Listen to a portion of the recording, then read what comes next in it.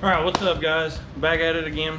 Here we're gonna do a little boat maintenance to my old beautiful Mercury here, the 40 Force by Mercury Marine. So one of the easiest things you can do to maintain a motor is change the foot oil, which this is the foot, in case y'all didn't know. Mine may be different than yours.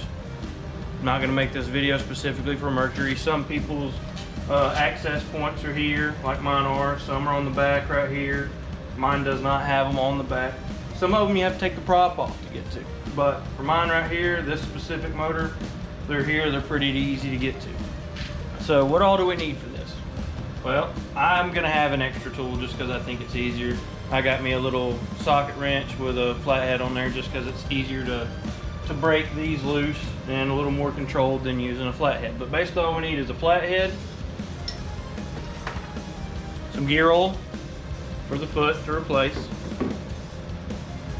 You don't have to have these if you're a wizard, but I have to have one to get the foot oil in there, and I'll show you how it works. It's just a pump, and it actually screws down onto the gear oil bottle, and I'll show you how that works in a minute.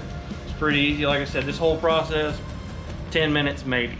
There is an order to do it in to make it life easier on you. You can get all these at Walmart for like 15 bucks, if that. This pump's like $4, or you can order it on Amazon. That's where I ordered mine, so you can do that. You also need something to catch the used foot oil. So let's get started on this. So first things first is we gotta take my motor mate off. So you want the motor to sit either perfectly level or a little bit back, depending on where your bung is. So mine is in the front here, so I actually want to raise it up.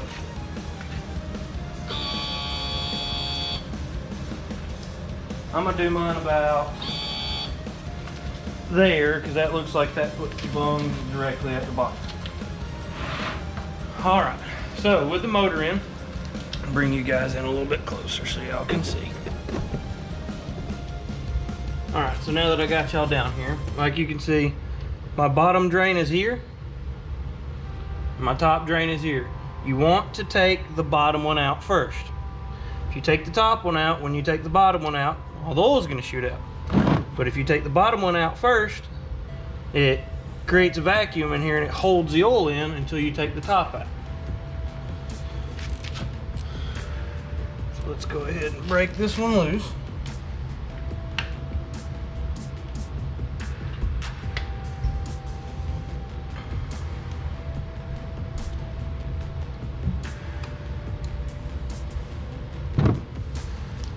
See that? Relatively very little gear oil on me. It's coming out super slow. But when we crack this top, it should move a little quicker.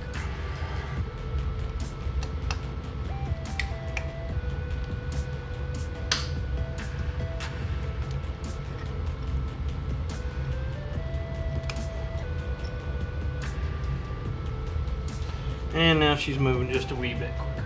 Now, if you'll notice, I'll show you these. There is a difference in the top and the bottom one. This is the bottom here, and that stop on top is a magnet, and you're supposed to check that to make sure there's not any grit or anything on there where the motor's been wearing. And mine might have a slight bit, but I can tell you now that the oil it smells burnt. So it's been in there a little too long, and that's our top one. It usually doesn't have a magnet. So they will be different. And basically we're just gonna let this run until it stops. So bring you guys back into it whenever it stops. Now while we're waiting for that to drain, here's the pump. It also comes with an adapter that you can use for Yamaha motors, is what it says. I don't know, never had to use it. Haven't owned Yamaha. So in theory, this should be for your Merc, just screw it in there. And you want to screw this into the bottom before you do it. Why do you put it in the bottom? Because if you put it in the top, and you put your plug in, you start pumping, it's gonna pressurize it, it's not gonna go in good, and you're never gonna know it's full. What you do on this is you put the bung in the bottom, and you pump until it comes out the top and starts running out the top. Then you plug your top so that it creates that vacuum so it doesn't leak out the bottom very good. And then you pull the bottom and put your other plug back in. Super simple. So they say you want to screw this in first to the bottom of your foot before you put it in the bucket or in the bottle, but I always just take this off and go ahead and get it on there while it's finishing its last little bit of drain, because it's easier to put the hose on there and be done with it. Now, in theory, if you wanted, you could have put this in and let it been draining here so it's not dripping down your skag on the bottom, but I'm not really that worried about it. And the way this pump works, you just take it, let your bottle down, pump sits down on there, and that little top just screws on just like that. The end. Alright, I think that's pretty close enough to empty. It's just dripping, so we're gonna go ahead and plug her back up there. And then, like I said, just give her some pumps until it starts coming out here.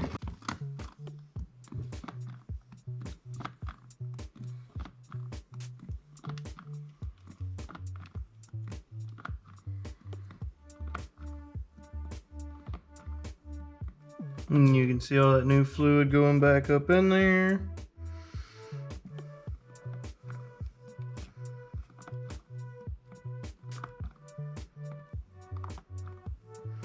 And just when I start to see it creeping out the top, I'll stop and almost slow down and try and let all the air bubbles come to the top of the foot. So I know there's not a bunch of entrapped air in there, because there is air in your pump. I guess you could start pumping it into there, but I mean, I'm even getting good into it and there's still air coming out into it. All right, see it just now starting to creep out right there? So we're gonna stop for a little bit, and I'm gonna let all the air bubbles come to the top up there. At this point, I wanna go ahead and tilt my motor all the way down.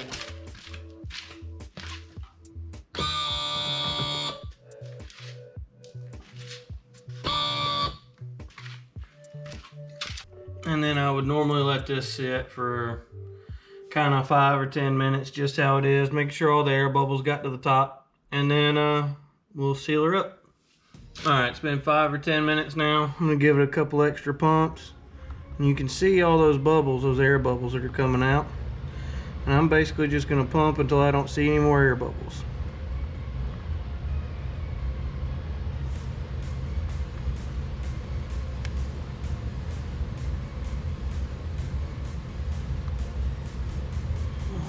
I think that got it. So now I'm going to put my top one back in to create that suction.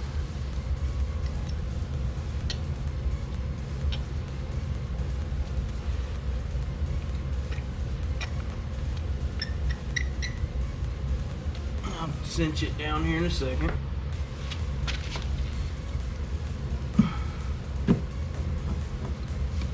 Take my hose off.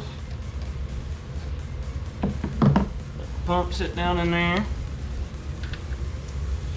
Get this one ready and get my screwdriver ready. Now that oil that just went in is thicker than that used oil, which is why it's not leaking out real fast.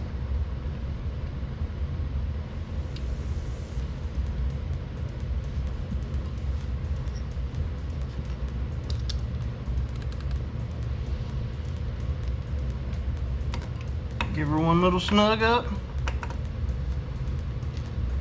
Not super tight, because if you strip this out, you're gonna have to get a whole nother lower unit.